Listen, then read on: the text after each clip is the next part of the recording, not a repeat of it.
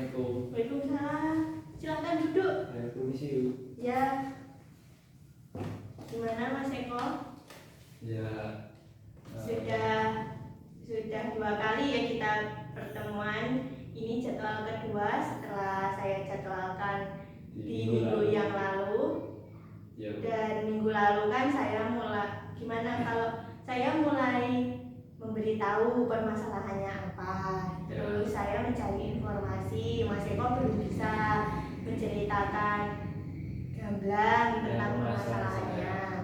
Bagaimana, apakah sekarang sudah merasa lebih nyaman, sudah merasa lebih tenang? Ya, setelah saya memahami atas yang disampaikan Ibu di pertemuan yang pertama minggu lalu, kalau saya rasa itu memang saya butuh bantuan dari proses konseling kali ini.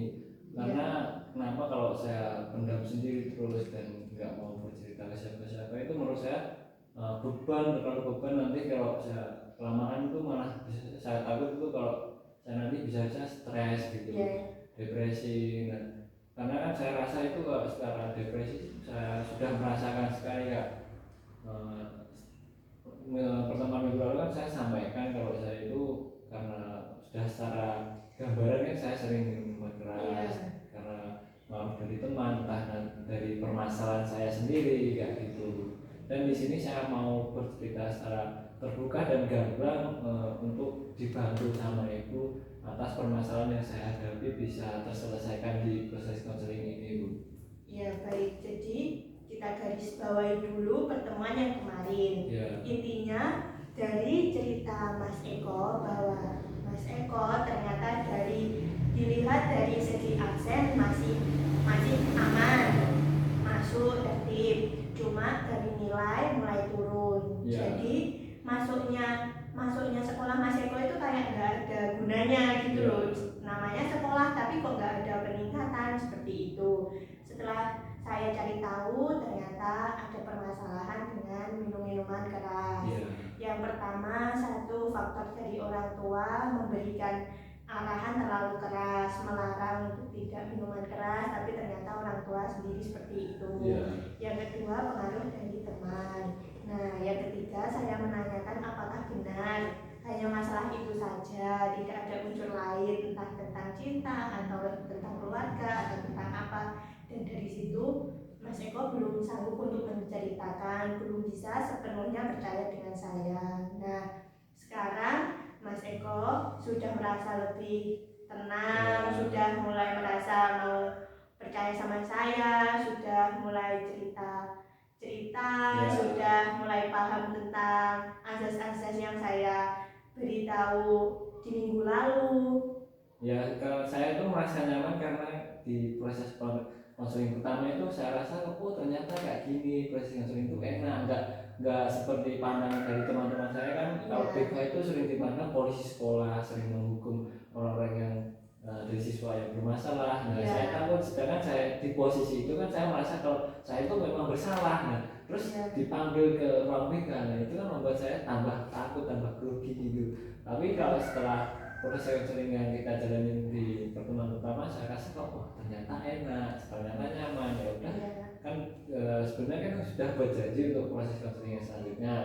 Saya rasa oke lah, saya mau aja untuk dipanggil lagi untuk proses konseling dan dibantu untuk menyelesaikan permasalahan saya, karena itu di pertemuan pertama saja menurut saya itu sudah kayak merasa masalah saya itu agak berkurang. Nah, apalagi nanti kan diajak konseling lagi, nanti mama bisa dibantu menjelaskan masalah saya secara gamblang lagi. Di sini berarti Mas Eko sudah bisa menerapkan dari asas keterbukaan.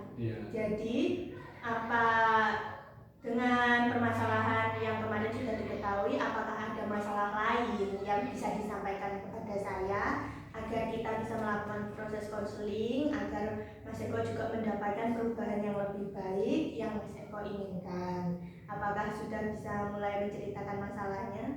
Ya, kalau saya rasa sudah bisa, karena saya sudah mulai yakin dan percaya. Karena kenapa kok bisa saya yakin, karena dalam 1 minggu ini kan menurut saya kalau permasalahan saya sudah saya sampaikan secara ke Ibu, tapi ternyata dari teman-teman saya saja nggak ada yang tahu kalau saya dipanggil ke RPK. itu menurut sebuah kepercayaan saya bisa saya berikan kepada ibu, sehingga saya mau bercerita tentang permasalahan saya. Sebenarnya juga untuk permasalahan saya itu enggak hanya di permasalahan karena melihat orang tua kok bisa minum keras, sehingga saya juga melakukan karena saya saja dilarang oleh orang tua saya. Ternyata kok orang tua saya saja melakukan hal yang dilarang kepada saya kayak gitu.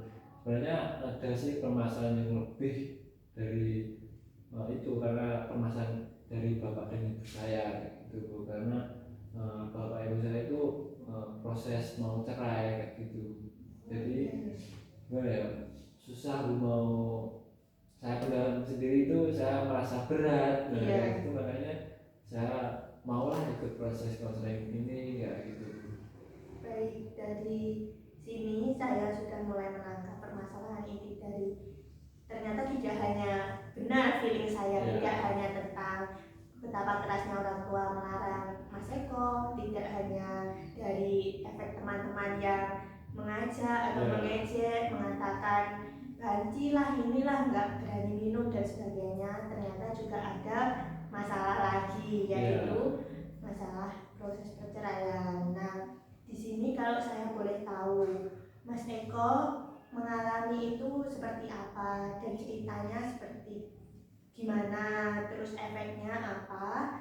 Nanti kalau bisa bercerita secara gamblang kepada saya akan bantu apa saja yang harus dilakukan. Seperti itu, bisa diceritakan dulu bukan fenomena kayak apa ya, masalah intinya gitu ya, kayak awal mulanya gimana, terus efeknya ke Mas Eko sendiri apa. Ya jadi gini, sebenarnya itu waktu mulai ada permasalahan cekcok antara ayah dan ibu saya itu, saya rasa itu saya sudah kayak beban. Kenapa ke orang tua saya sendiri sering ada perkelahian, terus apalagi terakhir itu saya dengar ingin bercerai, ingin pisah.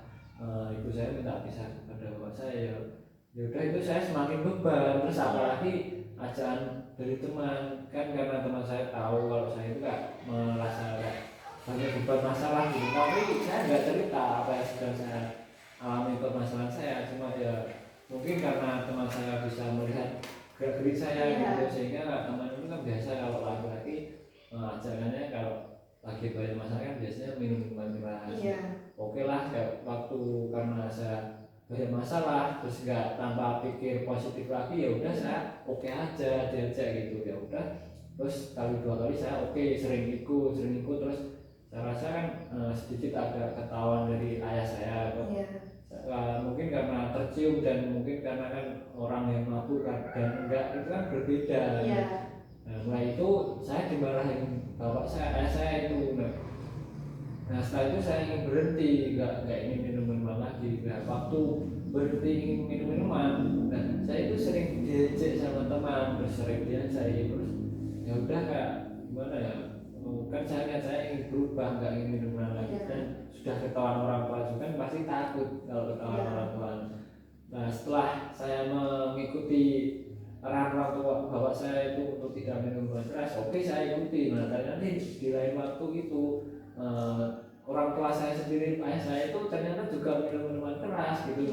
Sehingga membuat saya itu marah juga kan, saya menuntut orang tua, tapi orang tua saya sendiri kayak gitu kan, juga kayak gimana ya, pegel lah istilah Jawanya kayak gitu. Nah mungkin tapi secara kalau saya pikir juga itu mungkin karena ayah saya juga bukan masalahnya sendiri, apalagi seorang ayah kan menanggung keluarga, terus dihadapkan dengan suatu masalah yang nggak ingin dialami oleh banyak orang. Nah itu sebenarnya juga saya berpikir gimana ya, ingin membantu orang tua, tapi kan saya di posisi masih sekolah, terus saya diajarkan untuk tidak mabuk, tapi orang tua saya mabuk kayak gitu. Sehingga dampak yang saya rasakan sendiri bukan di keluarga yang fatal kayak itu, juga di prestasi sekolah, bahkan mungkin di keseharian dalam sekolah kan juga sering duduk di kelas, terus secara kedatangan sering terlambat, tapi secara absensi saya masih sering masuk. Sama tadi kalau saya merasa itu percuma masuk sekolah itu, saya cuma datang terus sudah rasa sampai kelas itu gimana, cuma tidur ya sia-sia. Sia-sia kalau saya sekolah sekolah itu kan nggak ada manfaatnya sama sekali gitu. Iya.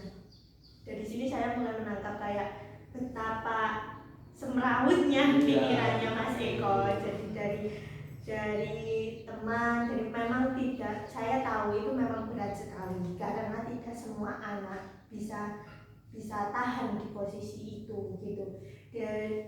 Dari Mas Eko sendiri seorang laki-laki, menurut saya seandainya lari ke hal seperti itu wajar. Belum sampai ingin ke tingkat yang lebih tinggi, ingin mengakhiri diri dan sebagainya, itu menurut saya masih wajar dan masih bisa ditolong seperti itu.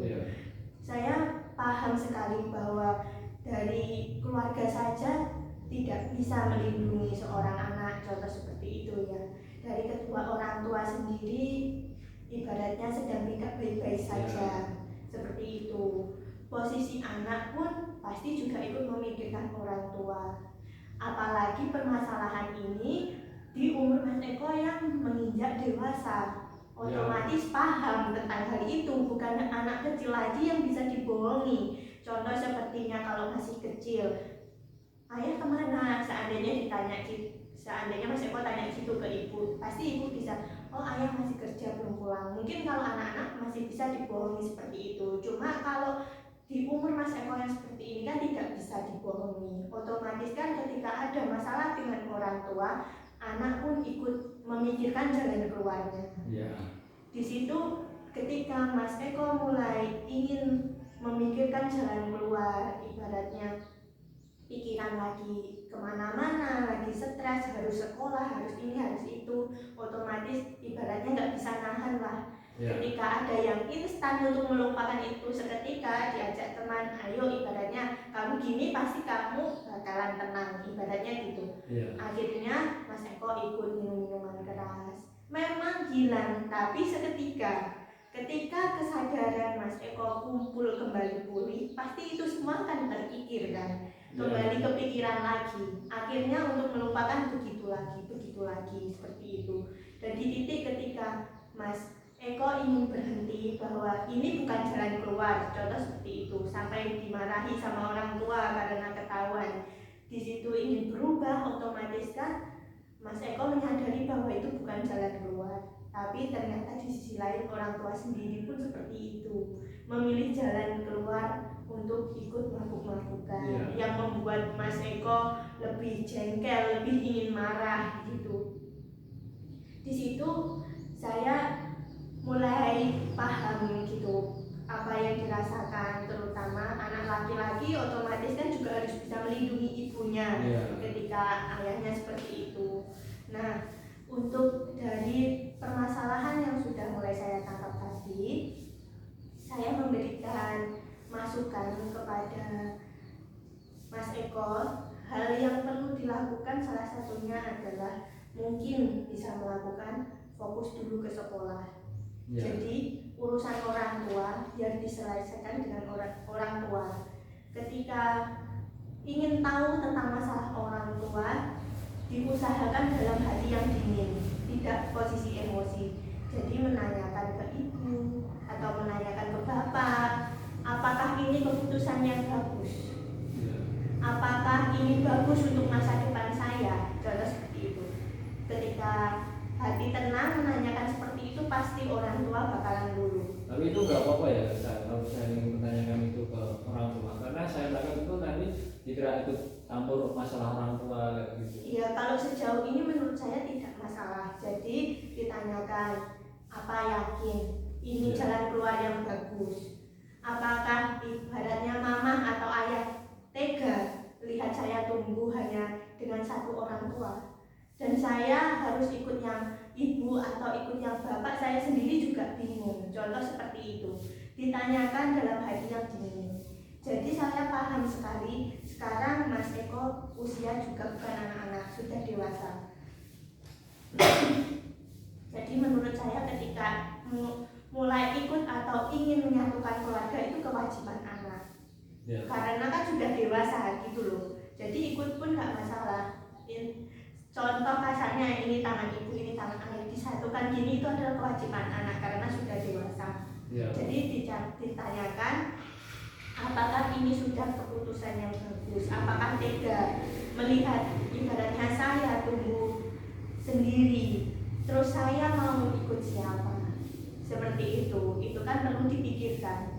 Dengan seperti itu saya yakin dengan hati yang tenang, yang tulus, pasti orang tua bakalan mikir yang lebih lagi. Oh iya, anakku ini perlulah banyak hal yang harus dipikirkan sebelum benar-benar berpisah, seperti itu. Ya mungkin akan saya coba lakukan dari penjelasan dari ibu apa yang perlu saya lakukan, dan karena di sisi lain itu saya itu sebagai anak tunggal, apalagi dari arah yang itu tadi kan, kalau saya itu harus menanyakan apakah itu yang terbaik untuk saya takutnya juga nanti kalau bisa terjadi ini mungkin hal terburuknya ya, orang tua saya bisa nanti kan mengaruhnya saya takutnya untuk kedepannya lebih lagi kan, kalau ingin misal ini mungkin hanya cuma pemikiran gambaran saja. Kalau nanti saya nikah itu nanti kan kayak bibit bobotnya kan dinilai kalau orang tua saya bisa kan sekarang bibitnya sudah kayak gitu, saya takutnya nanti ya nanti ada yang sebetulnya saya mempermasalahkan kita kan nanti justru beban lagi di akhir kayak gitu. Akan saya coba diskusi lagi apakah ini sudah hal terbaik. Kalau bisa kan saya berusaha menyatukan, apalagi kan saya seorang anak laki-laki dan sudah mau mulai menginjak dewasa, seharusnya kan sudah bisa dilibatkan dalam permasalahan keluarga, karena kan saya juga bukan anak-anak laki yang bisa dibodohi gitu. Nah, dari permasalahan yang Mas Eko ceritakan tadi, apakah Mas Eko sudah mengambil tindakan, salah satunya untuk melakukan perubahan atau gimana? Sebelum datang itu, sebelum saya panggil ke sini sudah melakukan perubahan atau belum? Atau hanya dipikirkan terus habis itu nggak tahu harus ngapain? Ya seperti ibu tadi bilang, kalau ingin perubahan itu cuma hanya sekedar pemikiran saya ingin berubah, tapi secara tindakan saya karena mungkin pengaruh teman saya sehingga ketika saya berpikir ingin berubah, tapi secara ajaran dari pengaruh lingkungan itu lebih kuat untuk mengajak, ayolah kesini lagi untuk minum keras. Oke, udah saya juga tergoda untuk minum keras lagi. Namun setelah kok saya rasa ini di proses counseling kali ini untuk saya berubah, nah, itu justru semakin kuat lagi setelah saya memikirkan untuk berubah. Terus apalagi di sini dapat arahan untuk berubah perilaku dari sebelumnya, ya udah saya lebih ada niatan lagi untuk berubah kayak gitu. Mungkin ada saran lagi itu dari saya yang minum keras menjadi yang lebih baik dan bisa tertata lagi di prestasi, entah di prestasi sekolah, dalam pelajaran pun bisa lebih baik. Tadi kan sudah disampaikan terkait permasalahan dalam keluarga saya untuk apa yang harus saya lakukan. Nah ini saya mungkin dari arah itu mungkin ada perubahan perilaku dari yang buruk itu tadi. Baik, dari segi permasalahan rumah tadi saya sudah kasih masukan sedikit seperti yang tadi saya sudah sampaikan. Untuk dari segi prestasi sendiri, Mas Eko kan sudah menyadari bahwa absen memang benar masuk, tapi nilai turun. Jadi kan di sekolahan sama saja tidak mendapatkan ilmu, seperti itu. Nah dari situ kan sudah Mas Eko sadari sendiri bahwa datang aja, yang penting sekolah. Entah sampai sekolah tidur, entah sampai sekolah cuma ngelamun karena yang dipikirkan yang di rumah, entah ada tugas gak ngerjain karena terlalu pusing mikir masalah yang di rumah atau yang lain-lainnya. Itu menurut saya Mas Eko sudah bisa mengambil tindakan sendiri. Contoh seperti menyadari diri. Mas Eko sendiri sadar tidak kalau itu masalah? Kalau masalah kan ya memang saya dari nilai benar masuk tapi nilai dari hari ke hari turun, itu salah satu masalah atau tidak? Menurut saya ya memang masalah. Kayak sia-sia kalau saya sekolah gitu, gak ada manfaatnya sama sekali. Di situ kan sudah menyadari bahwa itu masalah. Nah dengan masalah itu apakah Mas Eko akan seperti itu atau melakukan perubahan? Kalau saya sih inginnya ada perubahan. Kalau saya seperti itu aja, kayak nggak ada maknanya saya sekolah itu, percuma sekolah sampai SMA lulus kalau nggak ada manfaatnya sama sekali gitu. Dari itu kan sudah dari awal tahu bahwa itu masalah. Ya. Dengan masalah itu ingin berubah.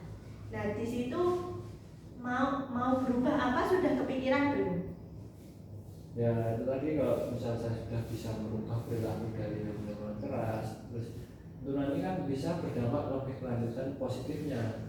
Kalau saya nggak minum minuman keras, otomatis kan saya nggak tidur terlalu malam, terus waktu sekolah kan nggak ngantuk, jadi bisa menangkap materi-materi dari guru mapel, bisa saya serap, bisa paham. Nah nanti kan kalau waktu misalnya ada ujian atau apa kan saya sudah paham tentang materinya, sehingga saya bisa enjoy lah waktu mengerjakan, sehingga nilai saya bisa bagus gitu. Disitulah titik kesadaran manusia memahami bahwa itu masalah dan ada niatan untuk berubah.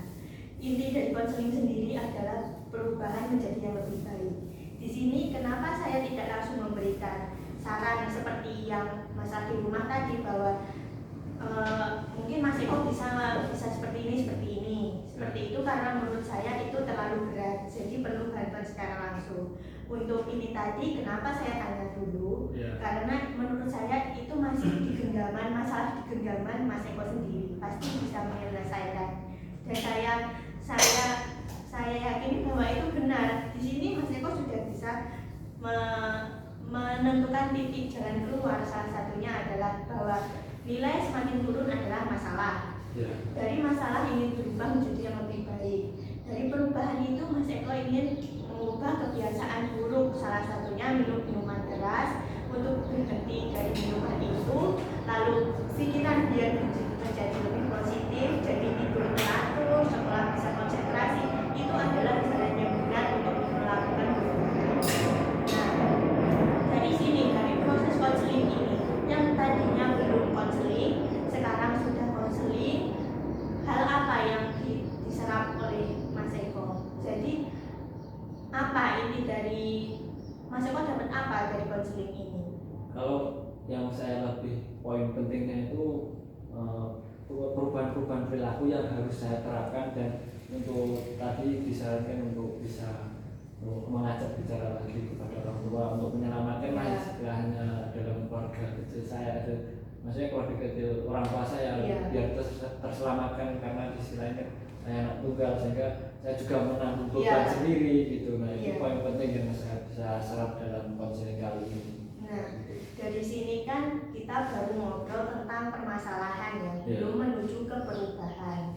Nah karena ini tadi kontrak yang kita janjikan di minggu yang lalu, bahwa kita ketemu di hari yang sama, di jam yang sama seperti ini, di jam istirahat. Nah jam istirahat kita kan 30 menit, otomatis tidak bisa 30 menitnya dipakai semua kan. Otomatis saya ambil 20 menit dalam kontrak kemarin. Nah di sini sudah mulai menunjukkan jam-jam akhir. Nah di sini kesimpulan apa yang akan dilakukan dari konseling, dari cerita yang pertemuan kali ini, perubahan apa yang akan dilakukan untuk konseling minggu berikutnya? Mungkin kalau untuk kita akan ulang untuk konseling selanjutnya, bisa dilihat dari perubahan perilaku saya. Apakah saya dalam waktu setelah proses konseling ini sampai konseling berikutnya belum melakukan perubahan sama sekali, bisa nanti di proses konseling selanjutnya mungkin saya bisa lebih sadar lagi untuk lebih bisa merubah lah perilaku saya. Dan setelah ini saya harus mencoba lebih bisa greget lagi untuk mencoba, dan nggak mudah terpengaruh dari teman lagi ketika ingin berubah gitu. Di sini tadi kan sudah ada beberapa masukan dan jalan keluar yang harus dilakukan oleh Mas Eko. Salah satunya apa, bisa disebutkan? Yang pertama apa, yang kedua apa, seperti itu. Yang pertama terkait permasalahan saya dalam keluarga itu, kalau bisa diajak jadi ngobrol sama orang tua, apakah ini sudah terbaik kayak gitu. Terus sanggup tidak untuk melakukan perubahan itu? Ya itu coba lihat dulu, karena kan saya juga masih kayak gimana ya, kan saya sekolah itu masih belum ada mental, apalagi untuk berbicara dengan orang tua secara pengetahuan kan memang saya kalah sebagai anak kayak gitu. Entah kan kan saya takutnya juga ya nanti kalau di kan ya diterima. ya diterima kalau Kalau tidak dianggap dia anak kecil kan jadi kan saya dicoba dulu. tambah kayak minder lagi. Iya. Terus